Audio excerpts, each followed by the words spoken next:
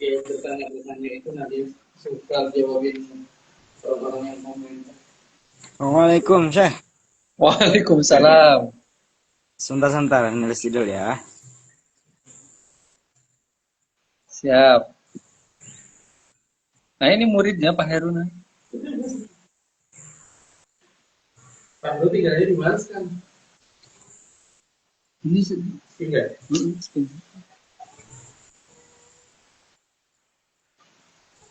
Eh, menyematkan pesan gimana ya? Hah? Menyematkan pesan gimana caranya ya? Oh, Saya baru sudah ya. baru ini pertama kali live ini, nggak tahu juga. Oke, Bismillahirrahmanirrahim, kita buka ya. Assalamualaikum warahmatullahi Mana wabarakatuh. kenapa itu wajahnya juga cuma sepotong? Iya, video antumnya mana? Hmm. Baik, alhamdulillahirabbil alamin. Rabbi shrah li sadri wa yassir li amri wahlul 'uqdatam min lisani yafqahu qawli. Qalu subhanaka la ilma lana illa ma 'allamtana innaka antal alimul hakim. Selamat bergabung Ustadz Panji. Insya Allah kita akan berbincang tentang fase pendidikan anak dalam Islam ya Ustadz Panji ya. Dan Insya menginformasikan Allah. sedikit, beliau adalah wakakurikulum di SDIT Ibnu Hajar yang insya Allah kompeten dalam bidang ini. Dan sedang proses penyelesaian S2 di Universitas Muhammadiyah Jakarta ya Ustadz Panji ya?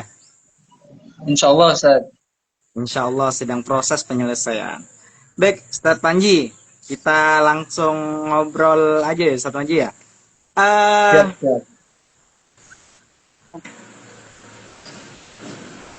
Sebentar ada mobil lewat. Ustadz Panji, di Ya, dalam dunia Islam, Rasulullah Shallallahu Alaihi Wasallam itu mencontohkan eh, beberapa fase mendidik anak yang sekarang itu diserap oleh pendidikan-pendidikan Islam yang mewakili kaum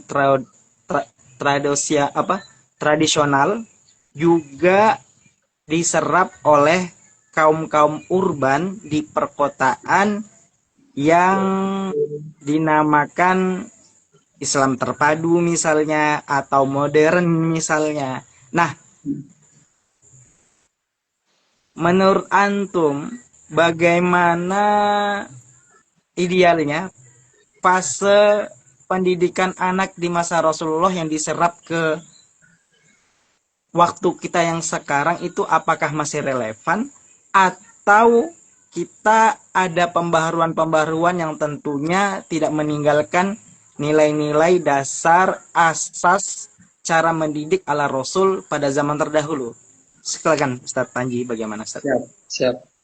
Izin ya Ustadz Heru, terima kasih atas waktu dan kesempatannya untuk sama-sama kita diskusi pagi hari ini terkait dengan konsep pendidikan ala Rasulullah dan relevansinya untuk di zaman sekarang, mungkin gitu ya garis besarnya Ya. saja. Mungkin kalau kita bisa deskripsikan terlebih dahulu arti ataupun definisi daripada pendidikan dan pembelajaran itu apa.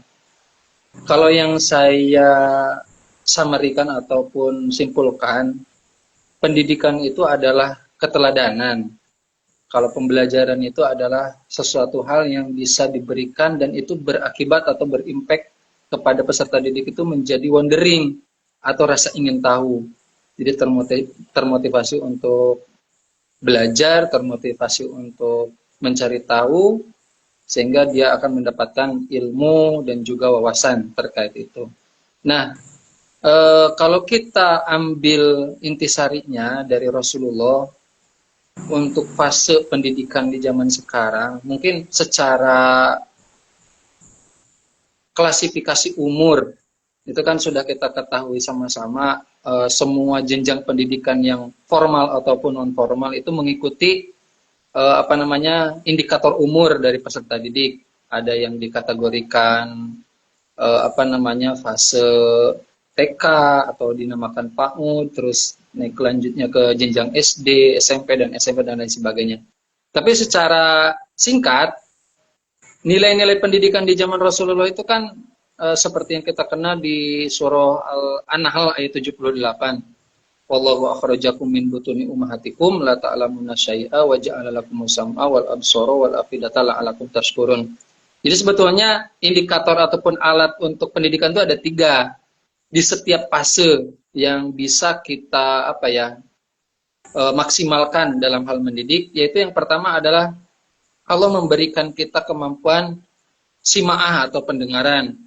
Terus yang kedua adalah basoriyah, penglihatan. Yang ketiga adalah hati. Ini adalah yang di zaman kontemporer disebut bahwa manusia itu memiliki 3 kognitif, yaitu IQ, EQ, dan SQ. IQ itu berhubungan dengan kognitif, kalau EQ itu emosional, kalau SQ itu adalah spiritual. IQ ini bisa dikembangkan kan lewat pendengaran. Jadi ilmu itu ditransfer pasti lewat panca indera yang disebut dengan pendengaran. Lalu emosional itu bisa ditransfer melalui simulasi apa yang dilihatnya oleh peserta didik kita atau oleh siswa kita. Terus yang terakhir ini yang paling penting adalah bagaimana seorang pendidik atau guru ataupun orang tua itu bisa memaksimalkan nasihat, memaksimalkan pesan, memaksimalkan pelajarannya itu sampai kepada perasaan si anak tersebut atau si siswa tersebut. Sehingga kalau kata guru kami dulu di pondok, jargonnya itu adalah apa yang dilihat, apa yang didengar, dan apa yang dirasakan adalah pendidikan. Jadi kalau ekosistemnya sudah jalan, apa yang dilihat, apa yang didengar, apa yang dirasakan itu sudah bisa dengan sendirinya berjalan, insya Allah pendidikan itu akan jadi mudah. Di semua jenjang fase tentunya. Baik itu fase TK yang stimulusnya itu di di pendengaran dan penglihatan. Terus beranjak ke SD itu mulai perasaannya itu mulai peka terhadap nasihat-nasihat atau pembelajaran-pembelajaran, apalagi di jenjang SMP dan SMA. Jadi mungkin itu Pak Heru sementara terkait dengan relevansinya pendidikan Islam di zaman sekarang, yang itu mungkin malah lebih dipraktikkan di sekolah-sekolah modern yang memakai adaptasi psikologis, pendidikan psikologis. Jadi artinya kalau kita lebih memahami konsep daripada Islam itu tersendiri, Islam itu bukan terbelakang tetapi selalu selangkah lebih maju dari ilmu apapun sebetulnya gitu, karena kita memiliki Al-Quran dan Al-Hadis. Siap, Pak Heru. Baik, Masya Allah. Ulasannya sangat tajam sekali, sehingga saya tuh mau menyimpulkan itu terkesan agak memanjat ya. Jadi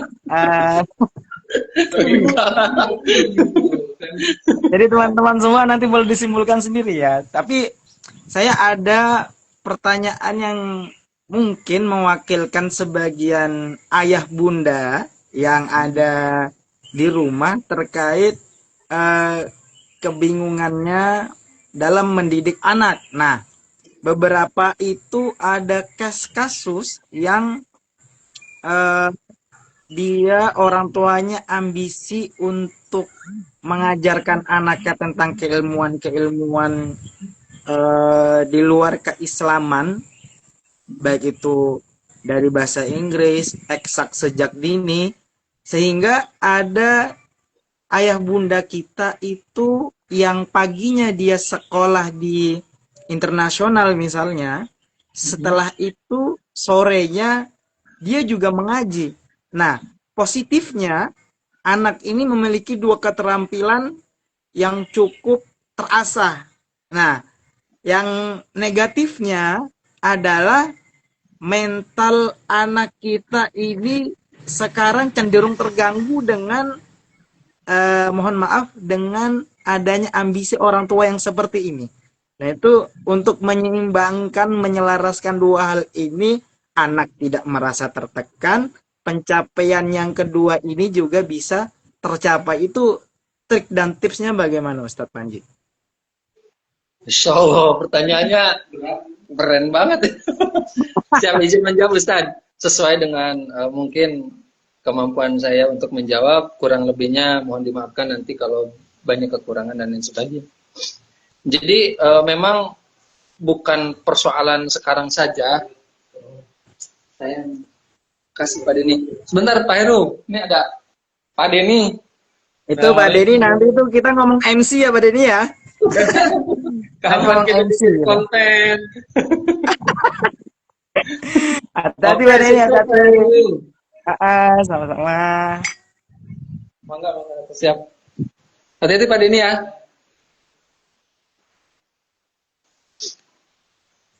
Oke lanjut ya, kayak itu.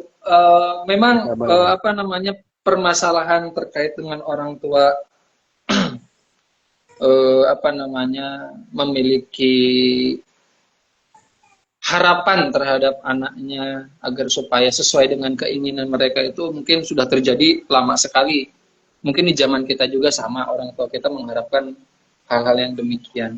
Nah, memang apa namanya seharusnya mungkin ya, kalau pendapat saya, orang tua itu sebelum mengarahkan anak itu mau kemana, itu harus memiliki pengetahuan terkait dengan kemampuan anak dan keterbatasan dia. Sehingga kalau kita sudah memiliki analisis ataupun hipotesis terhadap anak kita, kemampuan dan kekurangannya di mana, insya Allah itu akan menjadi apa ya istilahnya, menjadi tolak ukur kemana kita akan mengarahkan anak-anak kita tersebut, seperti itu. Nah, kadangkala memang yang luput dari pendidikan itu adalah quality control dan juga apa namanya kita enggan untuk menganalisa secara konkret terkait perkembangan anak. Padahal kalau kita komparasi aja dengan dunia apa namanya produksi misalkan, kan sesuatu hal yang diproduksi oleh apa namanya oleh pabrik terkait makanan ataupun teknologi dan lain sebagainya itu kan memiliki rentetan panjang terkait dengan hipotesis apakah produk ini nanti akan menjadi laku di kalangan masyarakat, apa kekurangan dan kelebihannya. Nah, malah kita yang mendidik manusia, membesarkan manusia itu kurang perhatian dalam menganalisa kekurangan dan kelebihan anak, sehingga kita akhirnya memaksakan segala sesuatu itu masuk ke dalam dirinya, dan itu sedikit banyak memang anak akan ke-trigger untuk bisa menguasai semuanya, seperti itu. Nah akhirnya apa namanya anak juga akan bingung menentukan apakah keahlian saya itu di bidang A, B atau C. Tetapi pada akhirnya kalau memang mentalitas dari anaknya itu bagus, walaupun dikasih banyak suapan terkait dengan pilihan A, B, C, D ataupun pembelajaran yang beragam, kalau mentalnya sudah terbangun, insya Allah itu akan bisa mereka tangani dengan sendirinya. Tetapi ya itu dasarnya, orang tua mesti memiliki konsep pengetahuan terhadap perkembangan anak, baik dari segi skillnya, baik dari segi kognitifnya, kekurangan dan kelebihannya gitu. Kita sebagai orang tua adalah orang yang pertama kali harusnya tahu itu, karena jadinya pendidikan tidak memaksakan seseorang yang memiliki kemampuan A dipaksakan B. Sebetulnya tidak. Tapi pendidikan itu harusnya bisa kolaboratif seperti itu, Pak Heru. Sementara. Baik, Masya Allah.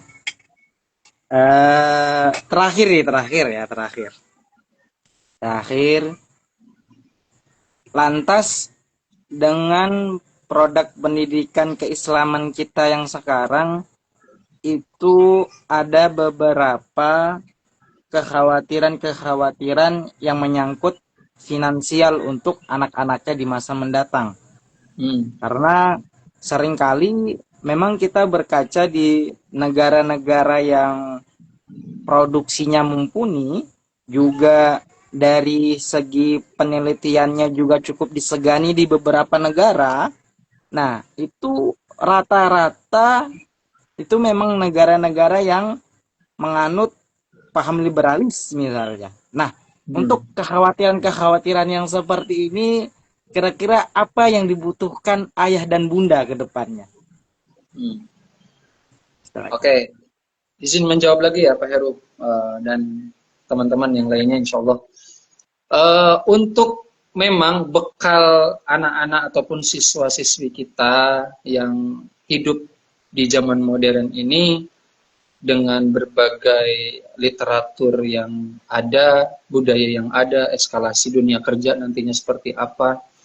Nah, ada kekhawatiran memang kalau kita misalkan memang cenderung dimasukin atau dimasukkan ke dunia pendidikan Islam, nanti kerjanya apa, jadi apa, itu mungkin jadi apa namanya, jadi PR besar juga bagi orang tua. Nah, untuk menjawab itu, lembaga-lembaga pendidikan Islam sekarang sudah bermetamorfosa. Jadi tidak hanya melibatkan pendidikan Islam secara salaf ataupun tradisional, tetapi dia juga memberikan apa namanya, komponen di dalam kurikulumnya untuk mengembangkan soft skill. Misalkan sekarang di pesantren-pesantren modern, di sekolah-sekolah modern, contoh di sekolah kita di SIT Ibnu Hajar, itu juga ada pengembangan soft skill anak, sehingga anak itu dilatih untuk menekuni bakatnya. Karena bakat itulah yang nanti akan menjadikan dia itu apa namanya, mudah untuk mendapatkan ma'isyah ya, kalau bahasa kita mungkin dikategorikan bekerja di ketika dia dewasa seperti itu.